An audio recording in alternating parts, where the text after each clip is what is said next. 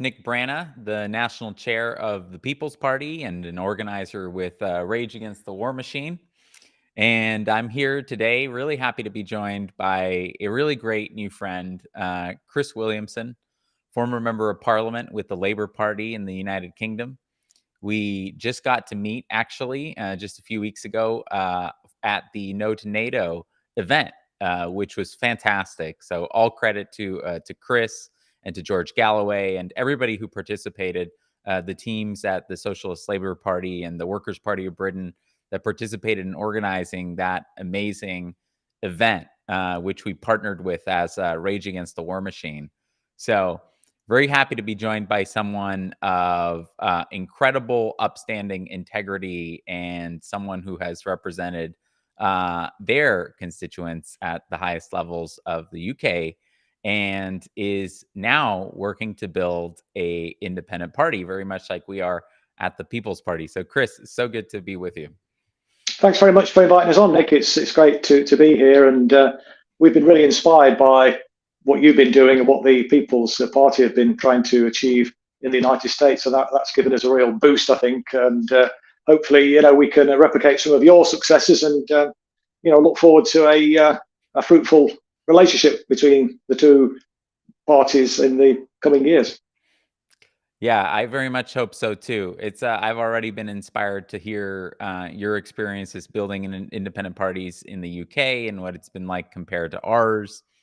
I wanted to ask you first, though. I wanted to ask you about yourself, and I wanted to ask how it is that you came to be a member of parliament, how it is that you came to join the Labour Party, what drew you to it, and just what's your story? Well, I mean, I joined the Labour Party as a teenager in 1976, 19-year-old apprentice bricklayer at that time. And my mother and father were of the Second World War generation, and they were the generation that elected a socialist government in 1945 that brought in the National Health Service and the welfare state and public housing and many other quite groundbreaking transformations in terms of public policy. And I guess I was sort of inspired by my mother and my father's. I mean, they were political, but they weren't in a political party. But my mother always used to say, "There is good and bad in all races, all creeds."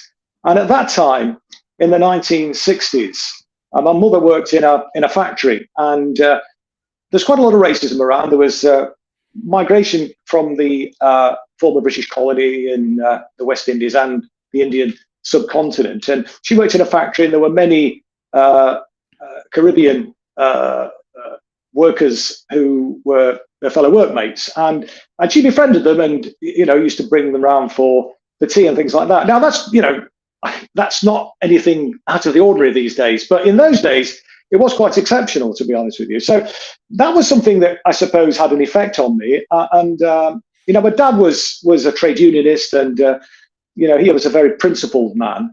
And I guess they kind of had a real influence on me, I suppose. And in the 1970s, I was becoming more politically aware, and I felt that I wanted to, make a difference. And I had this kind of, I suppose, a kind of romantic view of the Labour Party as being an entirely force. It was entirely a force for good, but I subsequently discovered that there's a lot of problems with the Labour Party. I think back then, though, I mean, all of the progressive reforms that have been brought into the UK have been delivered by Labour government. So I joined, as I say, as a 19-year-old apprentice bricklayer. Threw myself into becoming an activist. Eventually got elected to various positions in the local party, and then stood for council and got elected onto the council in Derby, the city where I live, and eventually became the leader of the council. And we tried to implement municipal socialism, as we called it, where we tried to use the powers that were available to us. Those powers had been substantially diminished, however, by the Thatcher government. The Tories were in power from 1979 to 1997, and they stripped away a lot of the powers that local authorities, local government actually had. But nevertheless, there were still lots of things that we were able to do. And then eventually the sitting MP decided that he was going to step down in 2010, and I was asked to put my name forward, and I was successful in getting selected, and got elected in 2010. Lost the seat though in 2015 by just 41 votes, but then won it back again when Jeremy Corbyn had become the leader. There was a snap general election in 2017, and won it with a much bigger majority actually than I'd won it in 2010. I won by just 613 votes in 2010, but then in 2017 the majority was more than 3 times that. It was over 2,000. Still relatively narrow, but in the Derby North constituency that I represented, it was quite significant. And threw myself into, in that period particularly, trying to democratise the Labour Party, because there was a real problem, I think, with and it's very obvious now, the difficulties with the Labour Party, because we're seeing the direction that it's taken now. It's become very much another sort of party that just serves the interests of the wealthy elites, the corporate capitalism, the war machine. But the party had always had socialists within it, and the great Tony Benn once said that the Labour Party is not a socialist party, but it's got socialists in it, as it were. And it looked like when Jeremy Corbyn was elected as a leader in 2015, at long last the socialists had got the upper hand, as it were. And me, being very naive at the time, I think, I expected that the MPs and others in the party who didn't support him would get behind him, just in the way in which people that had been previously elected as Labour leaders weren't necessarily my choice, but I didn't sort of try to rock the boat. I served the party and tried to work in the best interests of the party to try to get it elected. But they were not prepared to play ball and sought to undermine Jeremy at every turn.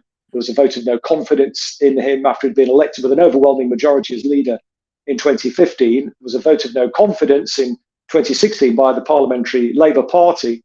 And he won that again with an even bigger majority. And then we had a very good result. We didn't win the Labour Party in 2017, but it achieved the biggest increase in vote share since 1945, achieved a bigger total vote actually than most Labour leaders had actually achieved in post-war history, although not enough to actually get over the line and form a government. But I was saying to Jeremy, my view was that in many ways that was the best result that we could have hoped for, because the problem was that the Parliamentary Labour Party would not have actually supported the programme that we did so well in that election with, and would have sought to sabotage it. So I set about and said to Jeremy, look, what we need to do is democratise the Labour Party. Now, Jeremy put forward what he referred to as a democracy review, talking about democratising the various democratic structures of the party and so on. What he didn't include in that, however, was the open selections for MPs. I mean, this is something which you will take for granted, where I think incumbents, elected members, as I understand it in the States, have to go through a primary process before they can stand at any subsequent election. Whereas in this country, credit though, it's heavily rigged. Well, I appreciate that. Yes, I appreciate that. But at least there is that, there is a semblance of some sort of endorsement process that doesn't exist in the Labour Party here. And so I would say, look, what we need to do is democratise the party. All those democratic structures really important as well. But we've got to make the Parliamentary Labour Party accountable, because they're just a law unto themselves. We saw what they tried to do to undermine Jeremy in 2016 with a vote of no confidence and so on. They actively worked to sabotage the election, believe it or not, in 2017. We've got the bureaucrats, the officials of the Labour Party at the head office were actively working to sabotage the party's prospects in the election. And it was only through the efforts of grassroots activists that we achieved such a good result. The campaign that I was involved in 2017 was the best campaign in my life. We had, hundreds of activists out on the street, and there was a real carnival atmosphere. And, we, as I say, we won that seat back. I then toured the country to try to democratise the party, to make MPs accountable. And then there was a massive campaign against me from within the Labour Party from the Parliamentary Labour Party to well, before we get into that, can I Can I say that there were so many parallels in what you just described to our attempt to kind of take over the Democratic Party in the Bernie Sanders campaign? Yeah, What you described, the party apparatus of the Labor Party turning against, and attacking its own leader, its own candidate. You saw that happen, but with Bernie, of course, you also saw it happen when George McGovern became the nominee of the Democrat Party in 1972. The yeah, party apparatus actually turned against him and support, and basically sabotaged their own candidate.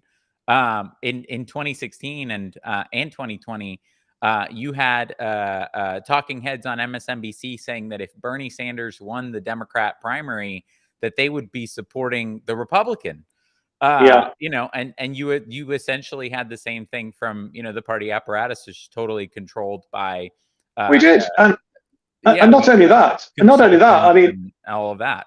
yeah, absolutely. I mean, in the 2019 election, a number of former Labour MPs took out full-page adverts in marginal constituencies saying, "Don't vote Labour." Vote, and I mean, it's unbelievable. These are former Labour MPs. In the, I think it was the year that I was suspended from the party. The members, about 70 or 80 members of Labour members of the House of Lords, Labour peers, took out a full-page advert attacking Jeremy Corbyn, saying that he was basically, facilitating anti-Semitism. It was an absolute smear. Jeremy Corbyn had done more than anybody, frankly, in his years as a parliamentarian to That stand gets up to into the racism. establishment's reaction, like how the Labor Party and the establishment media and the establishment, and the elite, in the UK antibodies, against any kind of change activated, and what they did to you. Yeah, so please tell everybody, Chris, because you were at the center of that. You were at the center of this, anti-Semitism smear campaign against Jeremy, against you. And so, yeah, please tell everyone what happened. Yeah, I mean, it was. I stood up to it, and because look, I've been in the Labour Party for 40 plus years, and I'd never witnessed any anti-Semitism at all. I mean, I'd went to other forms of bigotry. I mean, very limited, but I mean, I don't think people generally join, Progressive Party, a notionally socialist party like the Labour Party, if they're racist, if they're bigots. I mean, but nevertheless, I did witness all the forms of bigotry, very, very occasionally. I wouldn't say that it was an institutional problem, but as far as anti-Semitism was concerned, I never come across it at all. And speaking to Jewish members of the party, anti-Zionist Jews who were pro Jeremy Corbyn, they also confirmed, most of them that I've spoken to, they'd never encountered anti-Semitism in all their years. There was one guy who had been a Labour Party member since 1967. He said he'd encountered anti-Semitism on one occasion in 1970, but that was it. It was used as a stick. There was all sorts of smears that were used against Jeremy Corbyn. They were accusing him of being a Czech spy. They were accusing him of being a misogynist, a terrorist sympathizer, supporter of Hamas, etc., etc., etc. All these kind of ridiculous, absurd notions. Jeremy kind of swatted all of those away very effectively. But the one that gained traction was when they accused him of anti-Semitism. And I think, Jeremy was mortified by that. And he sought to appease, frankly, bad faith actors and continually apologized and kept giving ground to the accusers, these bad faith actors. I mean, when I got re-elected to Parliament in 2017, I said to Jeremy, for God's sake, Jeremy, stop apologizing. You, of all people, have got nothing to apologize for. Because, as I said, just earlier on, he had done more to fight racism than anybody, any other parliamentarian. And in fact, many of the MPs sitting on the Conservative benches were accusing him of anti-Semitism. And Jeremy, as I pointed out to him, when he was being arrested on the doorstep of the South African embassy protesting against apartheid, many of the Tories, including the Tory leader at the time, David Cameron, in his youth, used to wear T-shirts and badges emblazoned with the slogan, "Hang Mandela."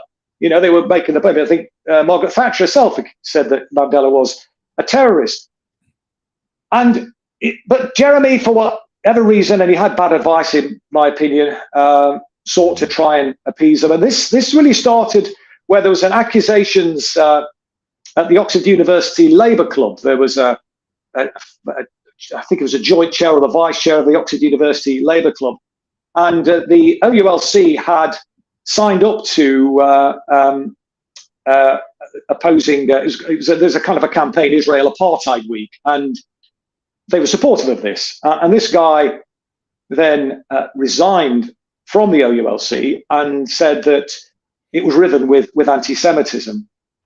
And so that was the first significant shot across the bows, where Jeremy, I think, gave ground and supported an inquiry by Baroness Royal, a Labour member of the House of Lords, who herself, I think, was a member of the so-called Labour Friends of Israel, a Zionist supporter. But even she wasn't able to find any evidence of anti-Semitism. But it kind of gave the impression by supporting and like a formal inquiry that there was something to hide, no smoke without fire in that sense. Then he commissioned Shami Chakrabarti, who'd been the director of a civil liberties organisation in the UK called Liberty, used to be the National Council for Civil Liberties, to write a report, conduct an inquiry and write a report on anti-Semitism and other forms of racism in the Labour Party. She also concluded that there was no evidence of institutional anti-Semitism in the Labour Party at all. But I think by making that concession, by setting up that inquiry, it gave succor to the Zionist lobby, to the bad faith actors, and others who weren't necessarily Zionists, but saw that this was a chink in Jeremy's armour, and they kind of piled in with that because they could see they were getting traction from it. And it just went from bad to worse, really. And then when I got re-elected, because those two things happened before I was re-elected in 2017, and one of the first things I did was to give a long interview to the Guardian newspaper. We spoke about a range of different issues, but one of the points I made was that the smears that were being levelled against Jeremy, as I mentioned about Czech spy and all this, were absolutely absurd. I think I described them as a pile of bullshit, actually. Anyway, this was reported, and I said, in particular, the accusation that Jeremy is in some way anti-Semitic or is facilitating anti-Semitism. That made me public enemy number one as far as the kind of Zionist lobby were concerned. Bear in mind that the Parliamentary Labour Party, around half of them are members of the Labour Friends of Israel. They're very kind of strong supporters of Zionism. And so they mounted a huge campaign against me. But the thing that really gave it additional traction and urgency from their point of view was my campaign to democratise the Labour Party. I was touring the country on what we referred to as a democracy roadshow. And there was huge support for it. There was huge energy, huge meetings, people really energised. Because I'm talking about giving power back to members. Let members, be in the driving seat in terms of making policy, in terms of deciding who they want to be their candidates, who they want to be the leader of the party. And, people were really energised by this. And I was even quoting people like Ed Miliband, who you may or may not have heard of. He was a former leader of the Labour Party between 2010 and 2015. And he said when he was running for the Labour leadership in 2010 that if we'd listened to our members a bit more when we were in government, we wouldn't have made as many mistakes. And he's absolutely right, because if members had been in control of policy, there would have been certainly Britain would have been involved in the Iraq War. Whether there would have been an Iraq War, whether the States US would have gone in without the British backing, I don't know. But certainly as far as Britain's concerned, no Iraq War, no cuts to social security benefits, no tuition fees. These are the things that were introduced by the Labour government. No introduction of privatisation into the National Health Service. This was done by a Labour government. And so, people were really energised and enthused by that. And the point I was making was that this isn't just a navel-gazing exercise. It's important to democratise the party. But the purpose of doing so is to ensure that we're fit for purpose, because the aim is to democratise the party so that when we're in government, we can actually democratise the economy, democratise society, give people greater say over their working lives and over their civic lives and so on. And yeah, big support for that. But the thing that really scared the horses from the parliamentary Labour Party's point of view, was this notion that they would have to be accountable. They would have to go through an endorsement process, a reselection process, open selection process, as we referred to it, in between every general election. And they were absolutely, spitting feathers about this. And I was told by one MP that I was giving the Parliamentary Labour Party a collective nervous breakdown. The same MP, actually, it had been leaked to me that in a private chat group had talked about having me assassinated. I'm sure it was a joke, but she was talking about organising a crowdfunder to pay to have me assassinated. And when she was challenged about it, she sort of doubled down, saying that, "What do you mean? Because I'm planning a painful murder." So it was, I certainly became, public enemy number one. And it's interesting because one of the Tory ministers, Alan Duncan, when I was raising a point about Venezuela on the floor of the House of Commons and railing against the sanctions that Britain was supporting and obviously, implemented by the US against Venezuela, and quoted Alfred de Zayas, who was saying that the sanctions were tantamount to crimes against humanity. And I was being jeered as loudly, if not more loudly, believe it or not, by my own alleged colleagues on the Labour benches as I was by the Tory benches. But in his diary, because he's resigned now from Parliament, retired, and he's written a book himself, and he referred to me as the most hated man in Parliament. And frankly, I can't think of a better group of people to be hated by. I'd be worried if I was the most popular member of Parliament, actually.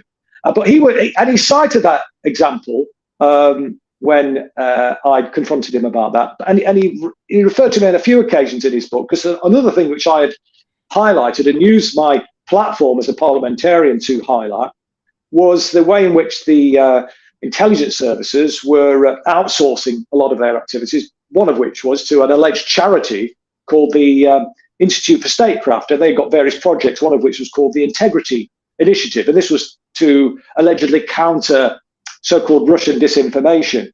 But much of their output was to actually attack the Labour Party, to actually attack Jeremy Corbyn and attack senior figures around him in the Labour Party. And I, exposed this through parliamentary questions and revealed the fact that they've been given in just 1 year over £2 million, just under £2 million by the Britain's Foreign Office and £500,000 by the Ministry of Defence. And what we also discovered was that they'd got clusters of tame journalists and academics to place stories in the media and to actually push a particular line in academia. But not only were they based in the UK, but they were based all over Europe. And so I was chasing him down because he was the minister responsible, and I was chasing him down on that. And actually, shortly after that, some people have associated the fact that I was exposing the Integrity Initiative with what happened to me. I'm not sure that that's necessarily correct. I think they're adding 2 and 2 and potentially making 5. But it's interesting that they were certainly concerned about the fact that they were being exposed in the way that they were. We, even doorstepped them at their London office.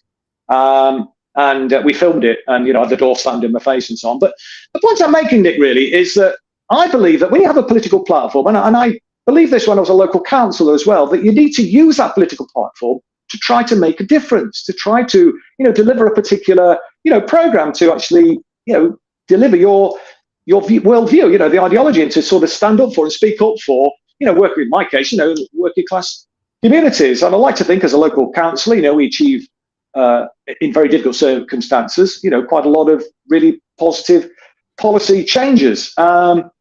And similarly, as a parliamentarian, I felt it was important to do the same, to apply the same principle, as it were. And, this is obviously something that, didn't go well with many of the parliamentarians in terms of the policy agenda that I was pushing on a range of different topics. It was incredibly popular, actually, with the ordinary grassroots members of the party, very popular indeed with the wider general public. If you looked at individual polls and individual policies, they were very, very popular. But so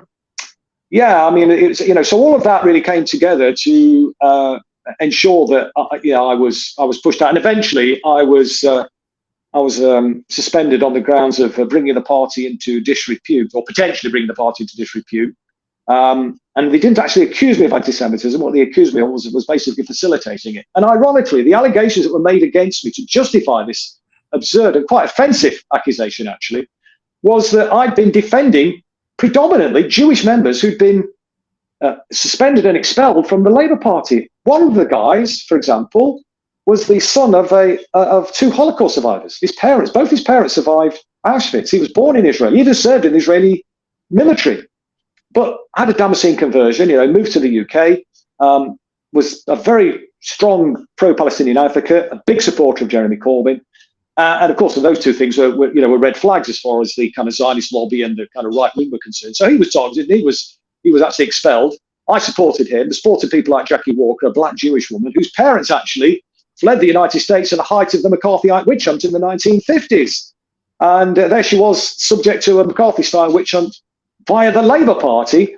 In the sort of like, when would it be, 2016, 2017? I think she was actually expelled in 2018, 2019, actually, something like that. But anyway, so there's a lot of people like that. And I was actually defending those people. Another guy, not a Jewish guy, but I mean, is a black rights activist who had the temerity to ask a question at the Shami Chakrabarti press conference, the review that I mentioned that was looking into anti-Semitism and other forms of racism in the Labour Party. He had the temerity to ask a question, and for that he was suspended because they were saying that because he'd outed one of the pro-Zionist MPs who was present there. She was colluding with a right-wing newspaper, but he made it just sort of an off-the-cuff response, saying, "Look, who's working hand in glove, as it were." And they were saying this was some sort of anti-Semitic trope. He was expelled. But the point is, Mark Wadsworth, he'd introduced Nelson Mandela to the Stephen Lawrence family, which was a core celebrity in Britain, whereas a young black teenager was attacked by racists, and there was the police really botched the inquiry and so on, and there was a long campaign to get justice for them. But what Mark did, he catapulted their case onto the international stage when he introduced Nelson Mandela to the family. And because I defended people like that, defended Jewish people, these were then cited as examples of me facilitating anti-Semitism. And it was just a complete nonsense. And it just goes to show how it doesn't matter how much sense it makes. It doesn't. Absolutely, no. They were determined to get me out because exactly. I was seen as a threat. It was popular, the agenda that I was putting forward. Jeremy was incredibly popular with the grassroots. I mean, what I wished Jeremy would have done was to appeal over the heads of the parliamentary Labour Party. He was never going to win those characters over, but in the end, they took a tactical decision, a very bad tactical decision, to try and keep the parliamentary Labour Party together. Because I was saying, look, if they leave, if they resign from the party, that's good. We don't want these people. Exactly. They would sabotage you anyway. But it was just this year, we've got to try and keep the party together. It was just a kind of a suicide wish almost, and inevitably, I mean, we made the point on the day that Jeremy himself was suspended. A friend of mine who worked in my office when I was an MP, and he worked in my parliamentary office, and he dug out a speech that I'd given in about 2018, where I actually made the point. Somebody recorded it, and they put it on YouTube, and he dug it out. We released this on the day because I was saying in this speech that in the end, it's not about Ken Livingstone or Jackie Walker. These are people, prominent individuals who've been suspended and expelled, or me. Every scalp that they achieve, it just emboldens them and strengthens them, and they just keep going, and keep going. Yes. And they're saying ultimately they will come for Jeremy, and they'll get Jeremy out. And the aim is to smash this socialist anti-imperialist project. That's why we have to stand up to them. And I implored the Socialist Campaign Group, which is supposed is equivalent of the of your sort of people like AOC in the Democrat Party, what are they called, the Squad, to say we've got to draw a line in the sand here. We've got to push back against these smears, and we've also got to be pushing Jeremy from the left, as it were, because all the pressure that Jeremy is being subjected to as leaders coming from the right. And the programme, whilst it's good, it needs to go a lot further. it's not perfect by any stretch of the imagination. Right. But we've got to create the space. And they just wouldn't do it, Nick. That was the tragedy. And it shocked me, I've got to say, because as I've said, I just thought, I was just I want to say that Bernie had two versions of the same thing that I saw, when he was confronted. And it was also ultimately it was the failings on Bernie Sanders' part, like you're describing, the failings of Jeremy Corbyn to stand up against that, bullshit anti-Semitic campaign that was just being weaponized, to oppose you and Jeremy and other members of the Labor Party, ultimately because you stood for, working people as opposed to the oligarchy. And so Bernie Sanders did it a couple times as well. That I think the biggest forms in which he did it was he bought into the Russiagate narrative. The Russiagate narrative was created by the Clinton campaign, and it was a weapon to essentially delegitimize Trump's win, and also to cover up the fact that the primary had just been rigged by the Democrat Party against Bernie Sanders. Buying into that narrative, and then ultimately in 2020 when he ran again, so he bought into that narrative right after his 2016 race, and then in 2020 that Russia narrative was weaponized, surprise, surprise, against him, because there were these stories about how these anonymous sources in the intelligence agencies accused Bernie of being helped by Putin and being helped by Russia. And Bernie Sanders again responded in the dumbest possible way by apologizing and saying, buying into it. And like you're saying, and I think this is the big moral of the story, is that when you're confronted with these establishment smear campaigns and attacks and this disingenuous just efforts to undermine change, you have to stand up, and the last thing you want to do is give into it, because like Absolutely. You said, when you give into it, you're telegraphing to them that this is effective, and so you should keep doing it. This is how you can undermine the campaign. And the other thing that Bernie did is he never called out the Democratic Party rigging. To this day, Bernie Sanders has not called out the fact that the party rigged 2 elections against him. Multiple DNC chairs have admitted to it. Donna Brazile, other people like Elizabeth Warren, Tom Perez, and yet he hasn't. So the buck, like you're saying, the buck stops with Bernie. But I think, in the comparison between Bernie and Jeremy Corbyn, I do give maybe you'll disagree. You tell me. I still think that Jeremy Corbyn is in a higher league than Bernie Sanders. I mean, what Bernie Sanders is doing now is he's a complete tool of the Biden administration. He's a complete tool of the war machine. I mean, just a couple months ago, he accused me of being a paid operative of Russia. I saw that. Someone who worked with him, someone who campaigned with him against war in his 2016 campaign. For him to do that 6 years later, is deplorable. So I agree. I would be interested to hear, what you think, but I do think that you're right that ultimately the buck stops with, with the two of them, and it was mistakes that they made. I think that's right. I do think that's right. I mean, Jeremy's mistake, he had the wrong people, actually, as his closest advisors. He had the wrong people around him, and he allowed them to sway his judgment. I mean, I think if he'd have stuck to his instincts, we'd have been already more credit than I give Bernie. Bernie only needed one wrong person, and that was him. I mean, at the end of the day, Jeremy's a leader, so he's ultimately responsible for appointing those people as well.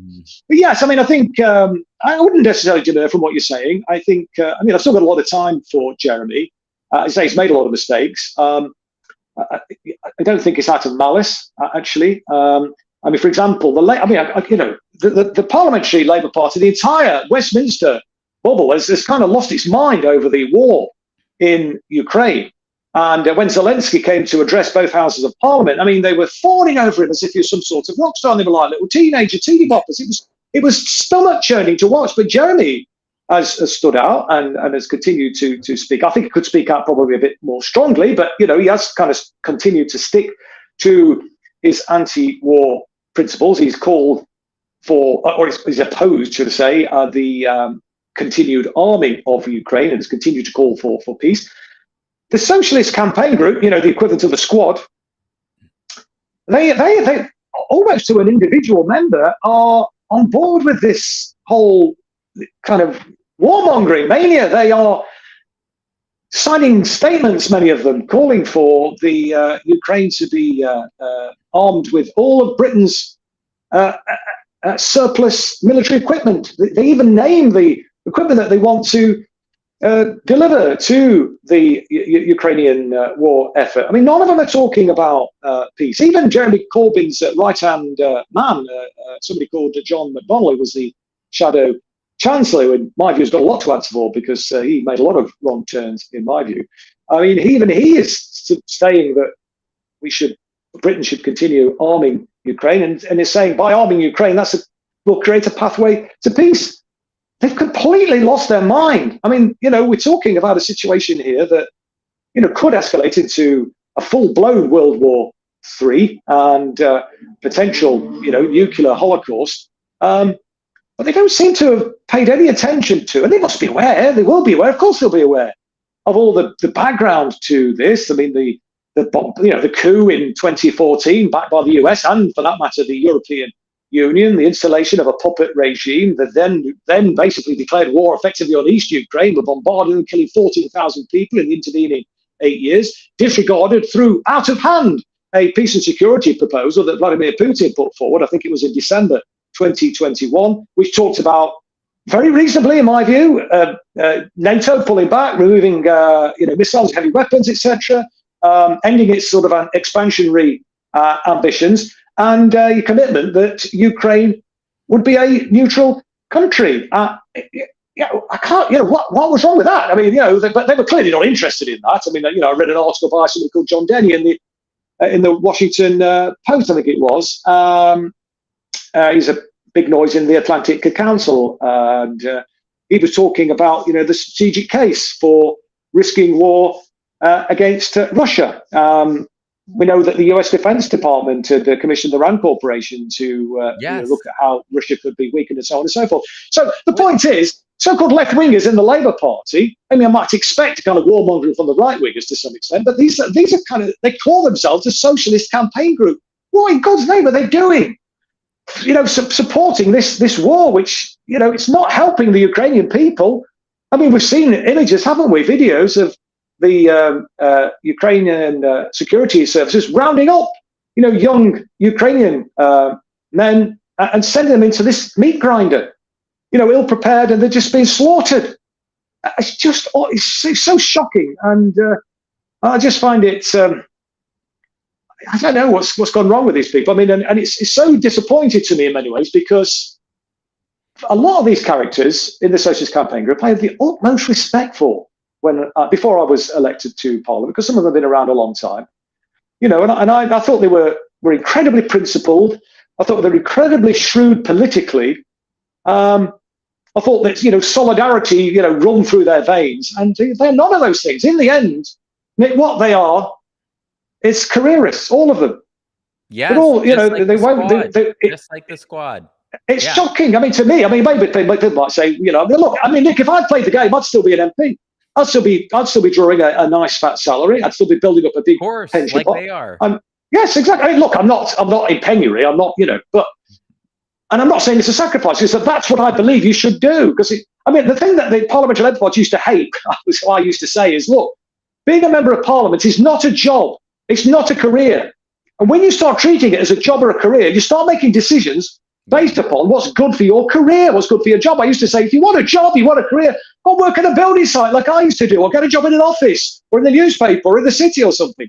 But not as an MP. Your job as a member of Parliament is to represent the people that elected you and to stand up for the principles upon which you fought the bloody election. But clearly that is not, and even for the ones who claim to be, very principled, the Socialist Campaign Group, career trumps all. Not one of them, not a single one of them actually spoke up for me when I was suspended. I was actually reinstated for 48 hours, and there was a massive furore in the media. It just went kind of viral. All of the national newspapers and the broadcast channels were kind of leading on this. This guy's been reinstated, and he's an anti-Semite, da-de-da. And 150 MPs Labour MPs and members of the House of Lords signed a motion to go to the next parliamentary Labour Party meeting, which used to meet on a weekly basis after I'd been reinstated, calling for the Labour whip to be withdrawn and for an inquiry to be mounted into how it was that I could have possibly been readmitted to the party. As it turns out, the General Secretary of the Labour Party was allegedly a Corbyn ally. She actually resuspended me. And I then took the Labour Party to use legal proceedings, took them to the High Court in Britain, and actually won the case. Actually, it was deemed, the second suspension was deemed unlawful. And on several occasions, Jenny Formby was the General Secretary, an alleged left-winger, and I've got lots of communications from her, prior to her becoming the General Secretary, being very, very supportive of me. But immediately prior to the hearing taking place, I was issued with a third suspension. That's because on several occasions, on 3 separate occasions actually, the party, Jenny Formby's behest, had gone to the court because I was asking for an expedited hearing, because I was saying there could be a general election, and if I haven't got the Labour whip, then I won't be able to stand as a Labour candidate. And she was sending lawyers into the court. They were saying to the court, well, Mr. Williams was just speculating. We have a fixed-term parliament legislation on the statute book here, and so the election's not going to be until 2022. And this speculation, it should be just thrown out. Anyway, of those 3 preliminary hearings, the judge threw out their objections, and on the third one, they got so frustrated, he actually set a date for the hearing. And then within 24, 36 hours, I received a letter from the Labour Party, and I thought, they've seen sense, thank God. And I opened the letter, and it was to say, well, you're already suspended, but and that is going through a process, but there are fresh allegations that have been made against you, and so you will remain suspended irrespective of the outcome of the High Court hearing. I mean, and the accusations against me, these fresh applications, were even more preposterous than the original accusations that were made. I mean, one of them, for example, was I was due to speak at lots of fringe meetings at the Labour Party conference in 2019. I wasn't allowed into the conference itself because I was suspended at that time, but I was still going to be there and speaking at lots of fringe meetings. And there was massive objections to that from Labour MPs, and they'd gone to the media and complained about this. And so then the media contacted me and asked me what my reaction was. And I said, well, look, these people need to pipe down. They need to recognise that we need to get behind the leader, get behind this kind of program that is very popular with the people. We need to focus. They need to focus their efforts on defeating the Tories and defeating Boris Johnson. That was then used, believe it or not, as some sort of to create some sort of allegation that I was guilty of an anti-Semitic trope. Because I was asked in the sort of sheet that they sent to me, they were asking me to explain what I meant when I told them to pipe down. I don't know if it's a phrase that you use in the States, but basically pipe down is to kind of calm down. Just calm down. Don't be so stupid. And that was the level of it. So, I mean, there was nothing to it. I mean, they were all just as preposterous as that. And so, inevitably, when the general election was called, I mean, we did try to. And Jeremy Corbyn himself, in fact, said to me that he'd fixed it so that the National Executive Committee would endorse me as an official Labour candidate. Which was that National Executive Committee of the Labour Party was taking place the following week. But when the meeting actually was held, there was a recommendation from the General Secretary, Jenny Formby, to basically throw me out, to dump me as an official candidate. And the vote wasn't even close. And Jeremy didn't go to the meeting either. So that was a big disappointment. I mean, the vote was, I think, 20 votes to 5 to actually dump me as a candidate. And it was on that basis that I then ended up deciding to leave the Labour Party. I stood as an independent candidate. It was a formal campaign, frankly. We knew we was going to lose from the start. But I just felt there had to be some consequences for the just appalling treatment, the appalling behaviour of these bureaucrats in the Labour Party, because they were just doing these things with impunity, and nobody was standing up to them, apart from me, and it was it was a tragedy. And the interesting thing is, Nick, that all of the people, I can say this with some confidence, all of the people, there were hundreds, if not thousands of people, and some of the prominent ones, all of them were effectively Jeremy's Praetorian Guard. They were his strongest supporters. And so I think Jeremy was ill-advised to not actually oppose this witch hunt, because, as I was saying earlier, they were taking out all of his strongest supporters, and then when they came for him, like the Pastor Nehemiah poem, first they came for the communist and I didn't speak out because I wasn't a communist, and then they came for the trade unionist and I didn't speak out because I wasn't a trade unionist, and then they came for the Jews and I didn't speak out because I wasn't a Jew, and then they came for me and there was nobody left to speak out for me. And it was a similar situation for Jeremy in the end, and it was pretty plain as a pikestaff to me. But for whatever reason, the people around him, they just couldn't see it, and they continued to. Exactly. Appeasing the establishment that way, it never works. Never works. But I want to, I'm super interested to hear and to have you share what it's like building an independent party in the UK, because we got to talk recently on your show, and I, shared some of what it's like in the United States. In the United States, they've created this Byzantine legal labyrinth to create an independent party in the US, to kind of create this artificial edifice that is the Democrat and Republican Party, which I don't even think of as two parties. It's just two wings of the same party that are in a symbiotic relationship. They sustain each other. And so here in the US, you have to collect thousands of signatures in every state in order to get on the ballot. And often there's other complications, and you have to do it within a narrow window of time. You have to collect so many from different congressional districts in each state. In other states there are some different processes. You have to get the party organized. You have to have a candidate that gets a certain vote share. And there's some states that are ridiculous, like in New Jersey, you have to get 10% of the overall total vote for every state representative. So I mean, as a kind of new party to reach that threshold, is ludicrous. So there's crazy states like that. It's possible. It's just very difficult. And so I wanted to hear what it's like. What is it like? What is the process of creating an independent party in the UK with the Socialist Labour Party that you're now with? Sure. Yeah. I mean, there are obstacles, but they're not as big as the obstacles that you have to face. I mean, the main difficulty is that there's a plethora of alternative left parties. One of the things that I've been trying to encourage people to do is to come together, to collaborate. I mean, George Galloway used the phrase, we can march separately but strike together. And I think that's really important. And I think the No to NATO, No to War campaign is a good example of how, two parties can collaborate, the Workers' Party and the Socialist Labour Party.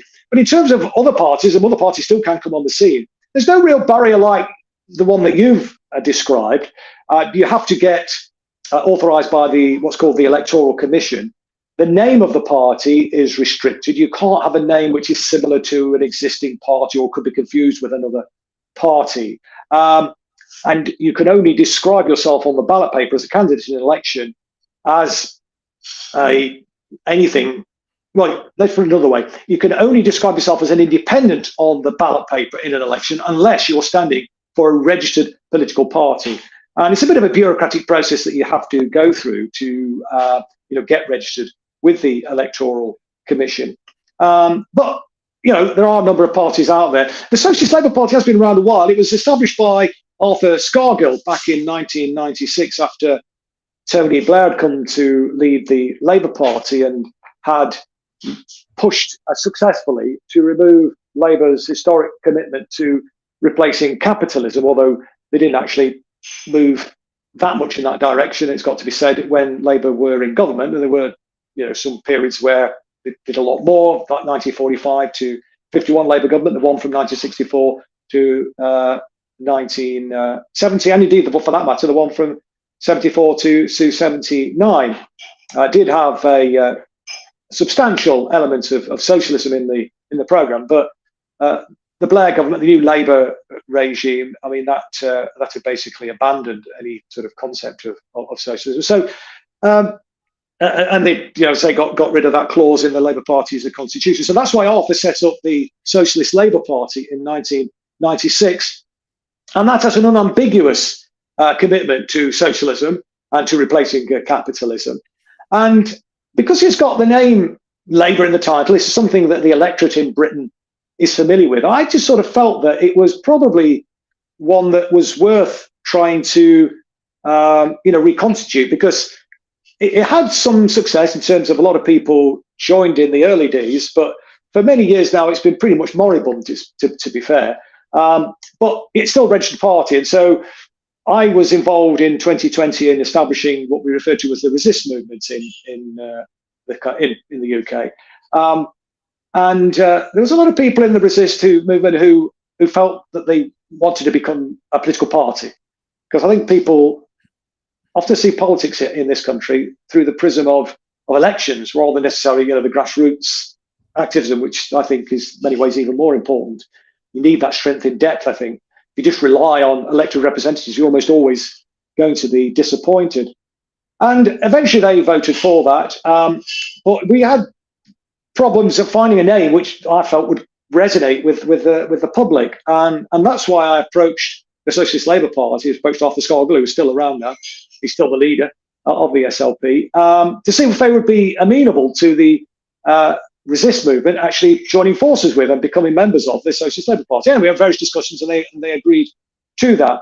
So there's a big job for us to do, I think, to build it up over the next few months. So what's your strategy years. to do that, Chris? And do you think that there's an opening for a new party? In the US, 71% of Americans want a new party.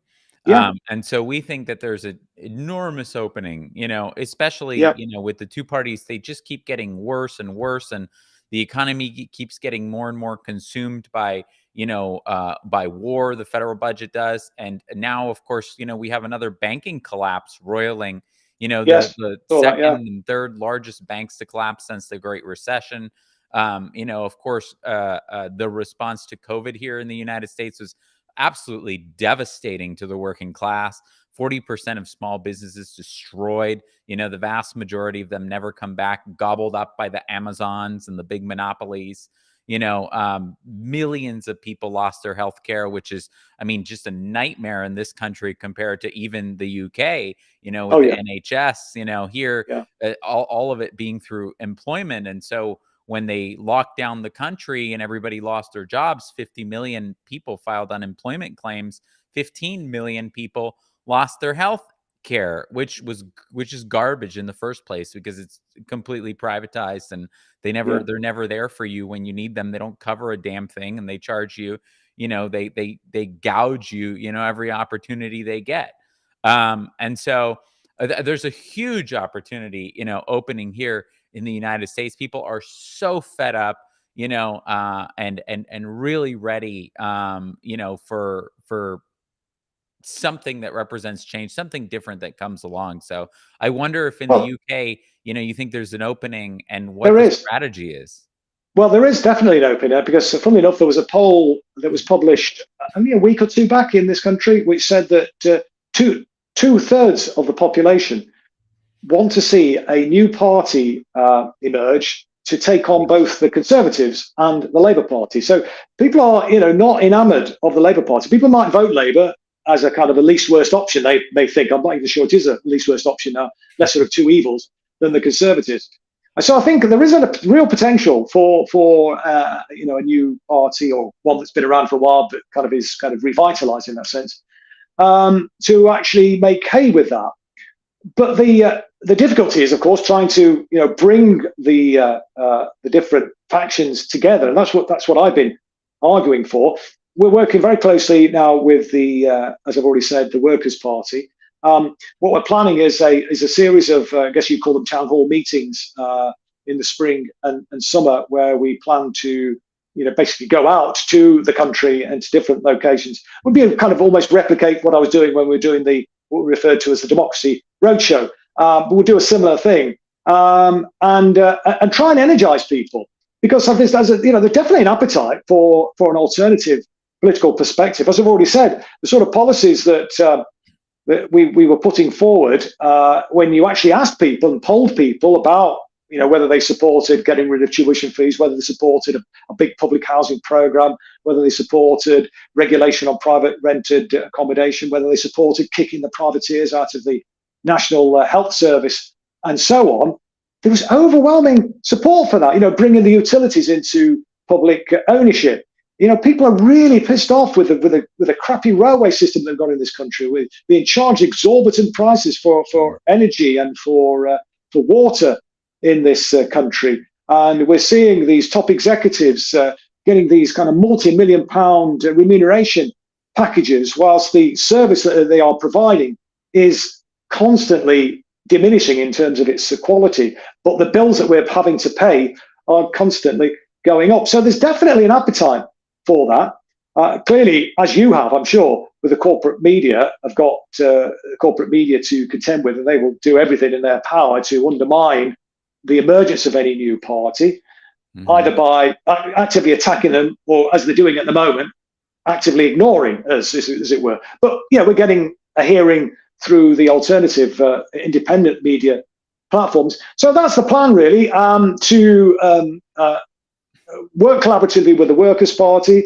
to organise these kind of a nationwide tour of town hall meetings to try and infuse people in communities, and to try and build a nucleus in every locality, and to encourage people to get active. It's not just about elections, but to get active in their local communities on local and important campaigns that actually have an effect on people's lives and issues that people at a local level are concerned about. And I mean, again, going back to Jeremy, that was something that, we were building a movement. We have the biggest political party in Western Europe, believe it or not. And there was a massive, appetite for activism and so on. And we were on course for 1 million members. As it was, we got to around about 850,000 of full members, associate members, and affiliated members. So, it was a big movement, but it got sidetracked, as we were saying earlier on, by the anti-Semitism smear campaign, which actually sapped a lot of Jeremy's political capital. And then when it went to the general election in 2019, and they had a commitment to having another referendum on whether to rejoin the European Union, which is basically a capitalist club, it's a neoliberal capitalist club that people had voted to come out of. That cost Labour dearly. And Jeremy, again, went along with that. So, yes, I think there's definitely an appetite. But what we're also trying to focus on is trying to, bring different factions together. We've got to work together. And the point I've often made is to say, look, let's agree where we agree. And on many, many areas, we do agree. Let's agree then when we agree. And have fraternal disagreements where we don't agree. Yeah. You can't expect to agree with everything.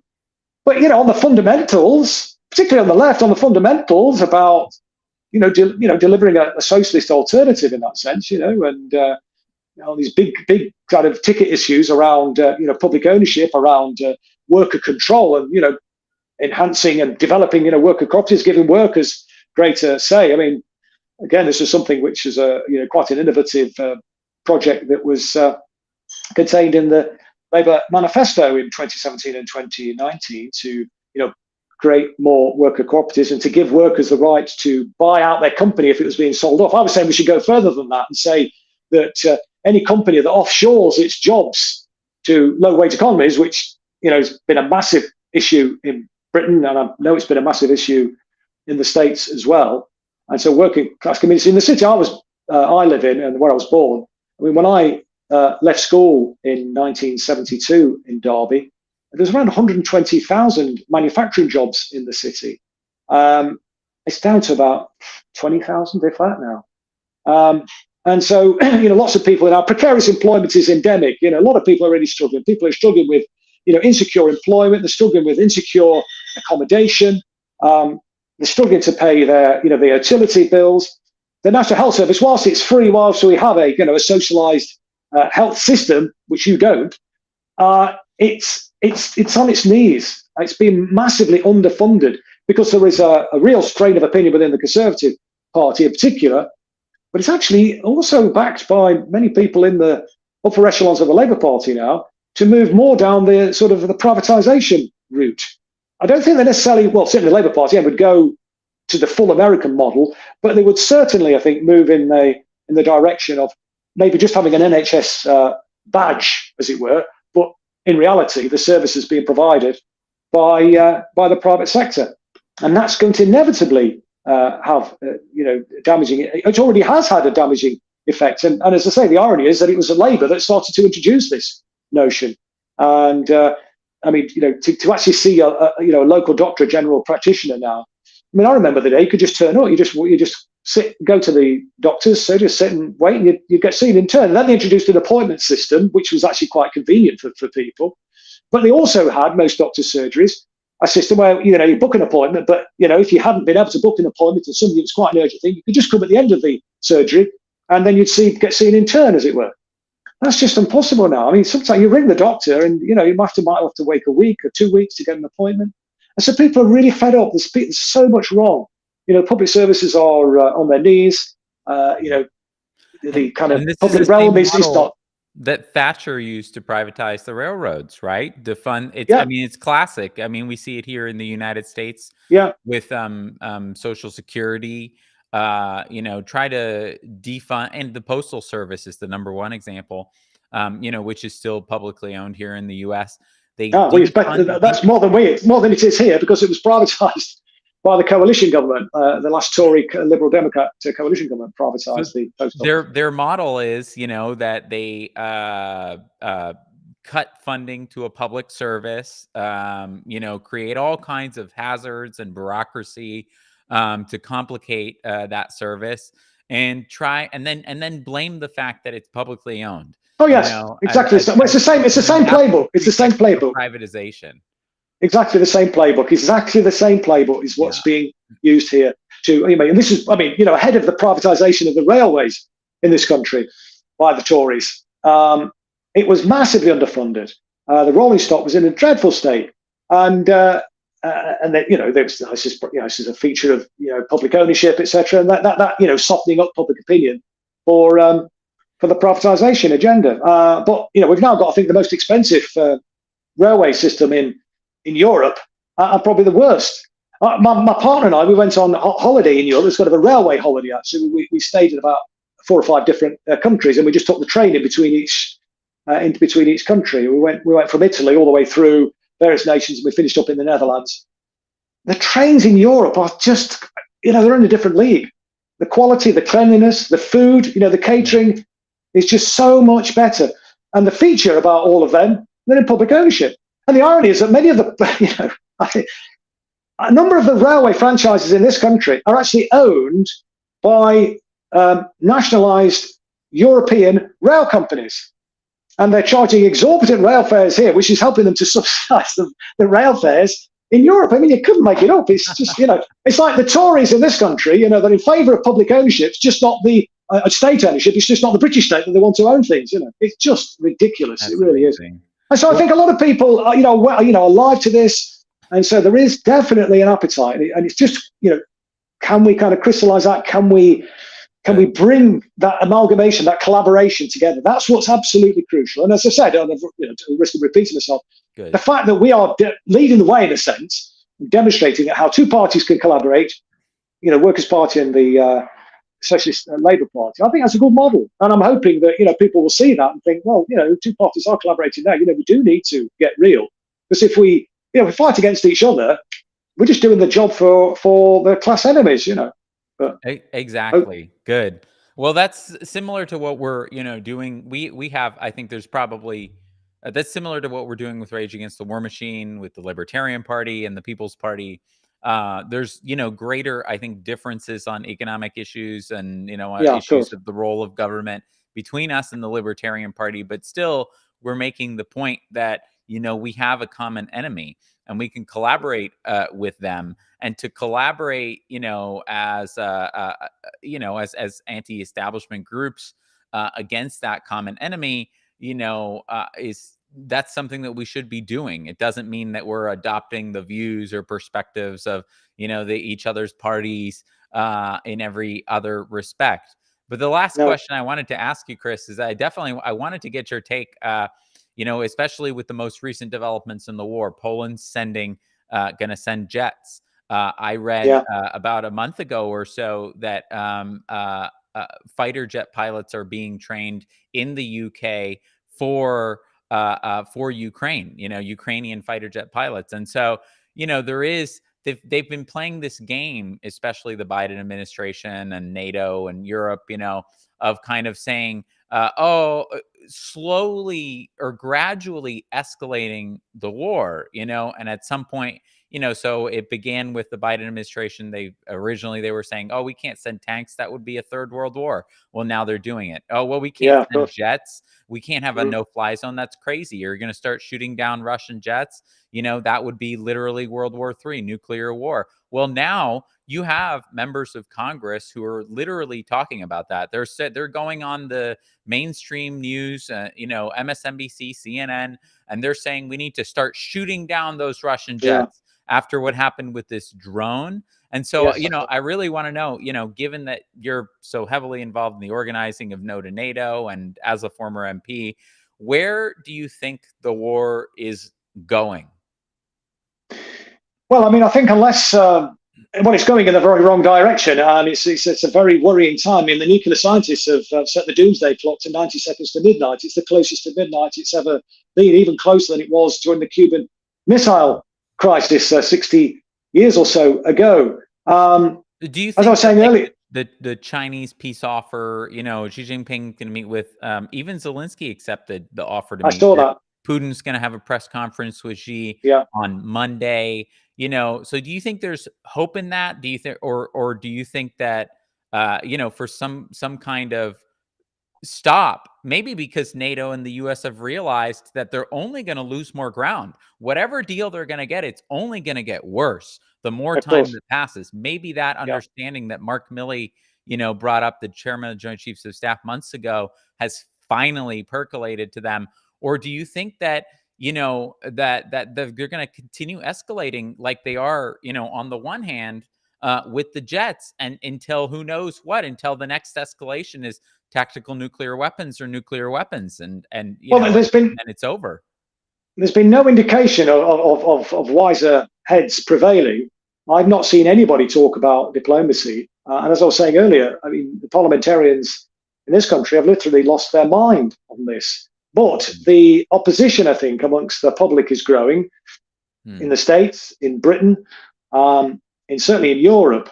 And these elections coming up, and obviously there'll be elections on the continent of Europe as well, will be an opportunity, and hopefully, new parliamentarians, new elected members will replace these warmongers, and maybe the Chinese initiative, could be a way out for as kind of a face-saving exercise, maybe for NATO, because there's no way, in my opinion, that Ukraine, with all the weapons that they're being provided with, could win this war. And even if they put troops on the ground, I'm not sure that that is, NATO put troops on the ground, that they could prevail against the Russian forces. But of course, that would potentially, as you say, lead to the nuclear catastrophe. So that's where I think we need to be placing a lot of hope in the and doing what we can to bring pressure to bear on the senators in your country and the Congress men and women and the parliamentarians here to think again, really, because but so far, Nick, I mean, as far as I can see, I mean, because I know a lot of these MPs, obviously, still Labour MP. Well, I know the Tories as well, but I know I've got the personal numbers, and I've messaged them about the stance that they're taking, and urged them to pull back, to put forward the case for diplomacy, because there's literally nobody putting the case for peace in Parliament other than Jeremy Corbyn. That fills me with fear and dread. What do they say? Is there anything promising coming back? Well, they not really. They ignore me. Actually, I mean, I had a response from somebody on another issue because there was a bill before Parliament today about banning trophy hunting. It was what they call a private members bill, and you have to get so many MPs there to be able to move what's known as a closure motion. You have to get 100 MPs in the House because there's a load of Tories are putting down wrecking amendments to stop this bill making progress. And so I contacted a load of them on that, and one of them come back to me today and said that he wasn't able to be there for that, but did support the move, and said he didn't respond to my previous message because I'd started with FFS, basically, for fuck's sake. And they said, then he went down from there. And basically what I was saying to this guy was, because he was kind of, supporting more arms for Ukraine, and I was sort of taking him to task for that, and setting out all of the concerns that we've talked about this evening, and the potential for World War III, the potential for nuclear holocaust, etc. To point out that this is not serving the interests of the Ukrainian people, that the young men that are being sent into the front line, they're just being sent into a meat grinder. They're just being slaughtered. Yeah. And surely, wiser heads need to prevail. And they seem impervious to it. They seem impervious to it. And so, you've even got some trade unionists. There's trade unionists and some MPs who had organised a march, in favour of the war and support for Ukraine. And at a Stop the War coalition rally or demonstration that was taking place in Trafalgar Square on the same day that we held our No to NATO event, there was a counter demonstration there, at which some prominent figures from the Labour movement were present.